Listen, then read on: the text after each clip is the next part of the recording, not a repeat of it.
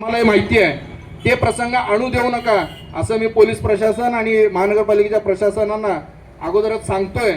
म्हणून याविषयी एक समिती किंवा या सर्व बसवक्तांना घेऊन आयुक्तांनी त्याची बैठक घ्यावी, अधिकाऱ्यांनी त्याची बैठक घ्यावी आणि याचा निर्णय आम्हाला तात्काळ द्यावा अशी मी विनंती करतो। आज या ठिकाणी समाज बांधव एका पुतळ्यासाठी बसलेत, बसवेश्वर महाराजांच्या पुतळ्यासाठी बसलेत, ज्या ठिकाणी निधी उपलब्ध आहे, ज्या ठिकाणी जागा उपलब्ध आहे। अरे अशा ठिकाणी पुतळे होतात जिथं जागा उपलब्ध नसते, जिथं जागा उपलब्ध होती पुतळे तयार होतात, पण जिथं सगळं आहे तिथं पुतळा होत नाही। आणि जर आयुक्त, महापालिकेचे आयुक्त जर आपल्या या उपोषणाची गंभीर दखल घेऊ शकत नसतील, पोलीस प्रशासन जर या ठिकाणी येत नसेल, या विषयाबद्दल जर कोणाला महत्त्वाचा प्रश्न पडला नसेल, तर याच्या पुढचं आंदोलन हे उग्र आंदोलन असेल। करून घेतलो। आणि अजून एक लहान गोष्ट आहे, पुढे असताना नवोदय मार्फतून मी 25 लाख रुपये निधी घेतला आणि 51 लाख रुपये निधी मी ह्याला मंजूर करून घेतला आहे आपल्या मशाभूमीला, आपल्या आरोग्यभूमीला।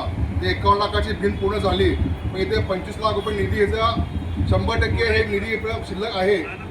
म्हणून फक्त आपल्याला आपले लोक प्रशासनाला फॉलोअपला कमी पडतात, हे आपण जाणलं पाहिजे। जे नगरसेवक आहेत हे त्यांचं काम होतं की त्यांनी करायला पाहिजे होतं। मी कोणाचं नाव घेत नाही, कोणाला मी ब्लेम करत नाही। फक्त आता जे आमचे मुस्ताफा साहेब बोलले हे खरोखरच आपल्या सगळ्यांना एक निमित्त एक जागून सगळ्यांना आपल्याला एकत्र व्हावं लागेल, नाहीतर कोणी किंमत खात नाही आणि किंमत देणं पण नाही। कारण काय, आपल्या सगळ्यांना एवढं शांत बसण्याचं कारण काय, आपले पूर्वज होते त्यांनी सगळं मोठे मोठे कामं करून ठेवले, म्हणून आपण सगळ्यात शांत येत आपण ठिकाणी। समाज वकट झाला पाहिजे, एकत्र आला पाहिजे, सगळ्यांनी घरी न बसता रस्त्यावर उतरलं पाहिजे। आणि 19 तारखेच्या आत हा चबुतरा आणि हा अश्वारूढ आपलं अस्मिता ज्याच्यावर जडलेली आहे ते बसवांना इथं विराजित झाले पाहिजे। असाच आशय जरी प्रत्येकानं व्यक्त केला असला तरी सुद्धा तुम्हाला सगळ्यांना एक नम्र निवेदन आहे। आज आत्ता शेटे सर आले, तेही बोलतील, मनीष भाई आहेत, प्रकाश अण्णा आहेत, राजश्री ताई आहेत। आज आपण किती संख्येने इथं उपस्थित आहोत हा मुद्दा रेवण अवजेंनी मांडलेला होता। तर त्या संदर्भात एकच सांगायचं, जसं संक्रांतीच्या वेळेला अक्षतेला आमंत्रण नसताना लाखोचा जनसमुदाय तिथे एकत्रित येतो समाज म्हणून, तसं आज का नाही आला? फोनची वाट का बघायची आपण? वर्तमानपत्रात आलंय ना बसवण्णांबद्दल, कोण करतंय, काय करतंय, कसं करतंय, याच्यापेक्षा आपली अस्मिता त्या बसवण्णाशी पाहिजे। त्याच्यामुळं हा परिसर इथं कमी पडायला पाहिजे होता, इथली वाहतूक थांबली गेली पाहिजे होती। अशा पद्धतीने तुमच्या आमच्यातला अस्मिता जागृत होणार आहे की नाही?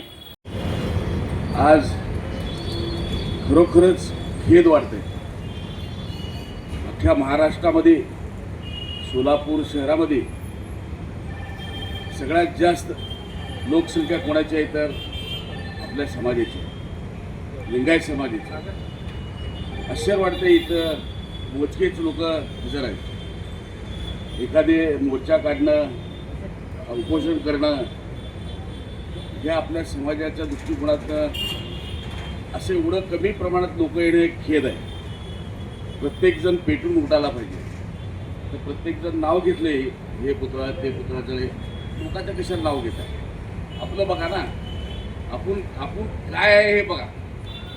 आज आपल्या सोलापूर शहरामध्ये अशी परिस्थिती आहे की आपलं समाज अस्तित्वात आहे की नाही असं वाटतंय। खरोखरच प्रशासनाला नाव ठेवण्यापेक्षा आपले ते जे पुढारी आहेत, जे समाजाचे प्रतिनिधित्व करतात, त्यांनी हे धुरा अंगावर घ्यायला पाहिजे।